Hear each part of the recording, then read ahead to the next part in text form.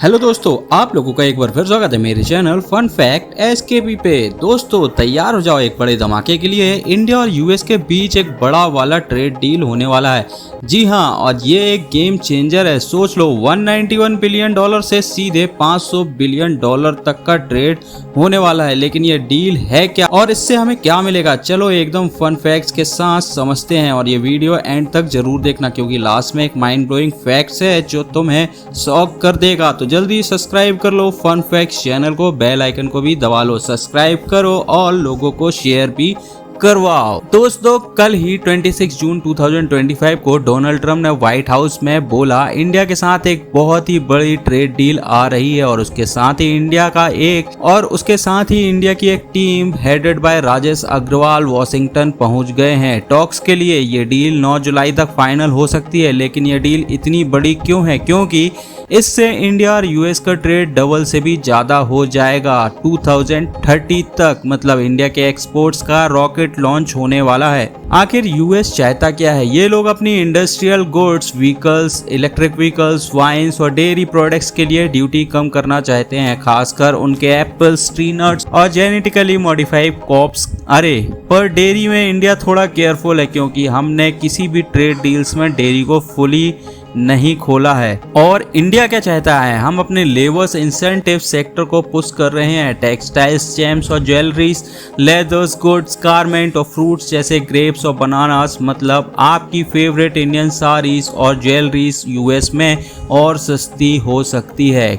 कब तक हो सकती है? ये डील का पहला पार्ट सितंबर-अक्टूबर 2025 तक फाइनल हो सकता है। यूएस के कॉमर्स सेक्रेटरी हॉवर्ड लुटनिक बोल रहे हैं वी वर वेरी ऑप्टिमिस्ट, यानी दोनों कंट्रीज के लिए ये एक विन विन डील होने वाली है। तो दोस्तों कमेंट में बताओ क्या लगता है आपको, इंडिया को डेयरी खोलना चाहिए या नहीं, और क्या तुम्हें लगता है इंडियन प्रोडक्ट्स यूएस में धूम मचाएंगे? बाकी इससे पहले इंडिया के मैंगोस रिजेक्ट करने में ये अमेरिका का ही हाथ था, वो तो शायद आपको याद ही होगा, पिछले वीडियो में जाकर देख लीजिए।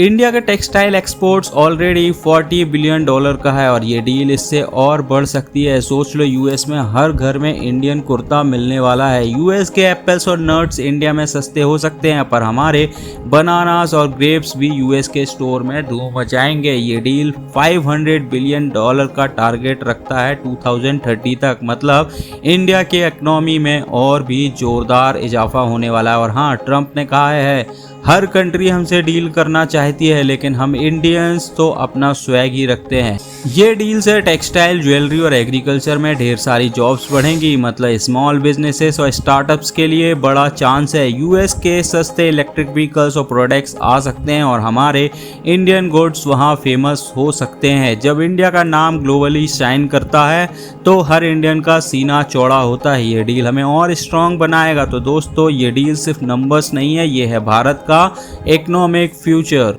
अब वो माइंड ब्लोइंग फैक्ट्स जो मैंने आपको प्रॉमिस किया था, अगर ये डील हो गया तो इंडिया और यूएस का ट्रेड 2030 तक 2.5 टाइम्स बढ़ जाएगा। मतलब हमारी इकोनॉमी एकदम सुपर पावर मोड में आ जाएगी। दोस्तों ये सिर्फ शुरुआत है। फन फैक्ट्स पे ऐसे ही मजेदार और नॉलेजेबल वीडियो के लिए सब्सक्राइब करो, बेल आइकन को दबाओ, इस वीडियो को अपने दोस्तों से भी शेयर करो। कमेंट में बताओ आपको क्या लगता है ये डील कितना बड़ा धमाका करने वाली है। बात करेंगे सेकेंड न्यूज की। आज हम बात करेंगे एक बड़े डिप्लोमेटिक धमाके की।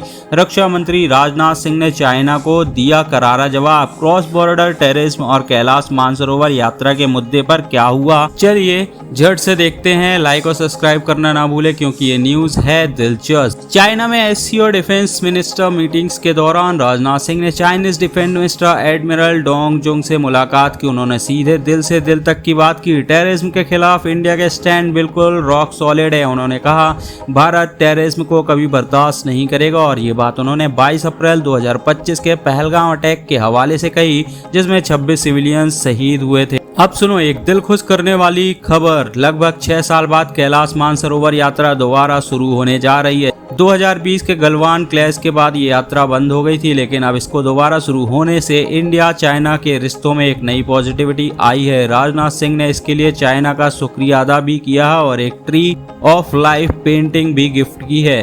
लेकिन दोस्तों बात यही खत्म नहीं होती। राजनाथ सिंह ने बॉर्डर इशू पर भी खुलकर बात की। उन्होंने कहा कि डिसएंगेजमेंट, डी एस्केलेशन और परमानेंट बॉर्डर डिमार्केशन के लिए एक सॉलिड रोड मैप चाहिए। इंडिया चाहता है पीस, लेकिन ट्रस्ट डेफिसिट खत्म करने के लिए दोनों देशों को ग्राउंड लेवल पर भी काम करना होगा।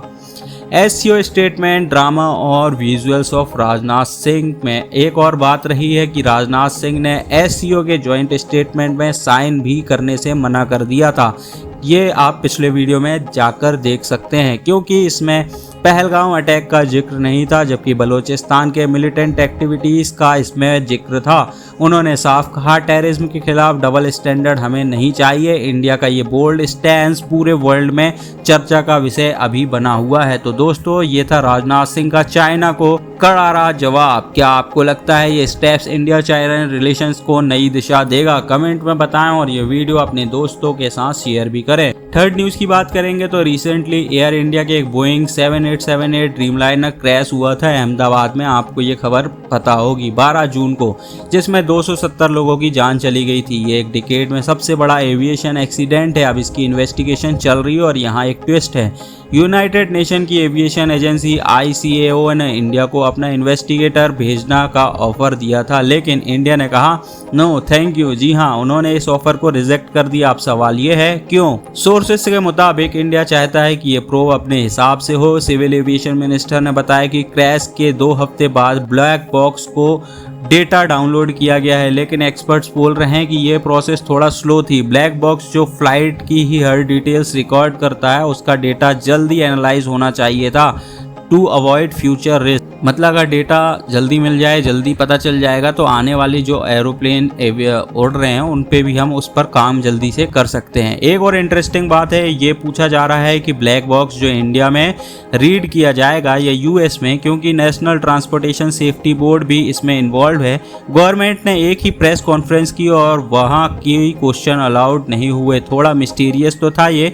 तो दोस्तों आप क्या सोचते हैं, क्या इंडिया को UN का हेल्प लेना चाहिए था या अपने दम पर इन्वेस्टिगेशन करना ही सही है? कमेंट बॉक्स में अपना ओपिनियन जरूर बताएं। मुझे तो ऐसा लगता है कि इसमें इंडिया को ही पता है कुछ ना कुछ गलती इंडियंस की है, इसलिए ये बातें दबाना चाहते हैं। भाई जो है वो खुलकर बोलूँगा। न्यूज़ चौथी निकल कर आ रही है। अल जजीरा के न्यूज़ रिपोर्ट्स बोलती है कि इंडिया में रिसर्च और इनोवेशन को पुश करने के लिए जो स्कीम्स हैं, जैसे इंस्पायर फेलोशिप, उसमें फंडिंग डिलेज की वजह से रिसर्चर्स को बड़ी प्रॉब्लम आ रही है। रिसर्चर्स जैसे पारस एक एग्जाम्पल, जो IIT जैसे टॉप इंस्टीट्यूशन में रिसर्च कर रहे हैं, उनको मंथ तक स्टाइपेंड नहीं मिला, 3 से 9 महीने तक डिले। इस वजह से उनकी फाइनेंशियल कंडीशन खराब हो रही है, रिसर्च रुक रहा है और पर्सनल लाइफ भी अफेक्ट हो रही है। पारस एक फार्मर फैमिली से है और उसको अपना लैपटॉप EMI भी नहीं पे करने के लिए पैसा मिल रहे हैं। क्रेडिट स्कोर भी गिर गया है। गवर्नमेंट क्लेम करती है कि वो R&D रिसर्च एंड डेवलपमेंट के लिए फंडिंग डबल किया है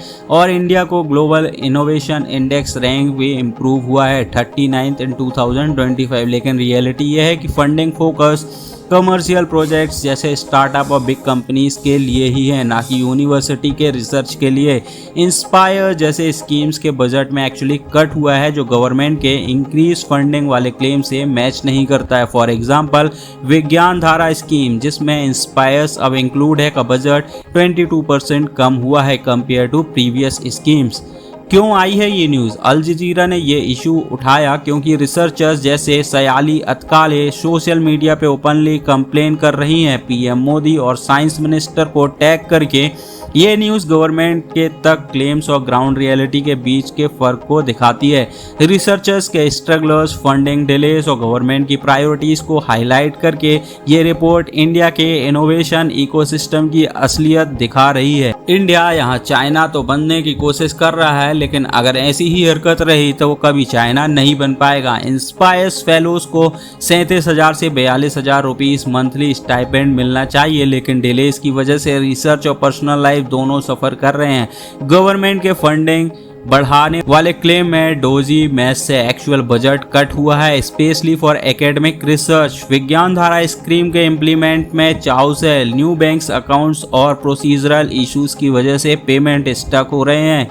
रिसर्चर्स फ्रस्ट्रेटेड हैं, डीएसटी ऑफिशियल अनरिस्पॉन्सिव हैं और फ्यूचर में भी क्लियर सॉल्यूशन नहीं दिख रहा है डिस्पाइट डीएससी सेक्रेटरी के सब ठीक हो जाएगा वाले प्रॉमिस से। ये न्यूज़ इंडिया के रिसर्च इकोसिस्टम के चैलेंजेस को एक्सपोज करता है जो गवर्नमेंट के इनोवेटिव हब नैरेटिव के अगेंस्ट जाती है। ये न्यूज़ अगर सही है तो इंडिया के लिए खतरनाक है, क्योंकि रिसर्च फंडिंग में डिलेस और कट से टैलेंटेड रिसर्चर डिस्करेज होते हैं जो इनोवेटिव और साइंटिफिक प्रोसेस को रोक सकता है। लंबा डिले और फाइनेंशियल स्ट्रेस से ब्रेन ड्रेन बढ़ सकता है, जिससे इंडिया का ग्लोबल इनोवेशन रैंकिंग और इकोनॉमिक ग्रोथ पर बुरा असर पड़ सकता है। आज हम एक और बात करेंगे ईरान के supreme leader Ayatollah Ali Khamenei के लेटेस्ट स्टेटमेंट और यूएस ईरान के बीच चल रहे न्यूक्लियर टेंशन के बारे में। एक झलक दुनिया के लेटेस्ट जियोपॉलिटिकल ड्रामा की, तो चलिए शुरू करते हैं। ईरान के supreme leader Ayatollah Ali Khamenei ने थर्सडे को अपने पहले पब्लिक एड्रेस में कहा है कि यूएस के न्यूक्लियर फैसिलिटीज पे स्ट्राइक से उन्हें कोई बड़ा अचीवमेंट तो नहीं मिला। यह स्टेटमेंट्स आया इजराइल के साथ सीजफायर के बाद जो ट्यूसडे को हुआ। खमेनी ने यूएस के कतर में एयरबेस पे ईरान के रिटेलिएशन को हैवी ब्लो बताया और धमकी दी कि अगर ईरान पर दोबारा अटैक हुआ तो यूएस बेसिस पे और भी स्ट्राइक होंगे। लेकिन यूएस का कहना है कुछ और। यूएस डिफेंस सेक्रेटरी पीटे हेगसेट ने कहा है कि स्ट्राइक्स ने ईरान के न्यूक्लियर प्रोग्राम को ईयर्स पीछे ढकेल दिया है। प्रेसिडेंट ट्रम्प ने तो कहा है कि 3 की न्यूक्लियर साइट्स फॉर्डो, नातांज और इस्फहान कंप्लीटली ऑब्लिटरेटेड हो गए हैं, पर कुछ रिपोर्ट्स के मुताबिक डैमेज उतना नहीं हुआ है जितना यूएस क्लेम कर रहा है। ईरान ने अब international atomic energy agency IAEA के साथ कोऑपरेशन बंद कर दिया है और एक बिल पास किया है जिससे न्यूक्लियर इंस्पेक्टर को साइट पे आने की परमिशन ही नहीं होगी। ईरान के हेल्थ मिनिस्टर के अकॉर्डिंग 12 दिन के एयर स्ट्राइक में 610 लोग मारे गए, जबकि इजराइल में 28 लोगों की मौत हुई। अब यूएस ईरान को सिविलियन न्यूक्लियर प्रोग्राम के लिए फंडिंग ऑफर करके टॉक्स के टेबल पर लाने की कोशिश कर रहा है, लेकिन ईरान के फॉरेन मिनिस्टर ने कहा है नो टॉक्स विद यूएस। ये सब 13 जून को शुरू हुआ जब इजराइल ने कहा कि ईरान जल्दी न्यूक्लियर वेपन बना सकता है। ग्लोबल न्यूक्लियर वॉचडॉग ने ईरान को नॉन प्रोलिफरेशन रूल्स तोड़ने का दोषी ठहराया। तो दोस्तों, ये थे ईरान यूएस की लेटेस्ट टेंशन की अपडेट्स। आपको क्या लगता है, क्या ये सीजफायर टिकेगा या टेंशन और बढ़ने वाली है? कमेंट सेक्शन में अपने थॉट्स शेयर करो और चैनल को सब्सक्राइब करना ना भूलें। नेक्स्ट वीडियो में मिलते हैं, तब तक के लिए स्टे ट्यून्ड और सेफ रहो। जय हिंद।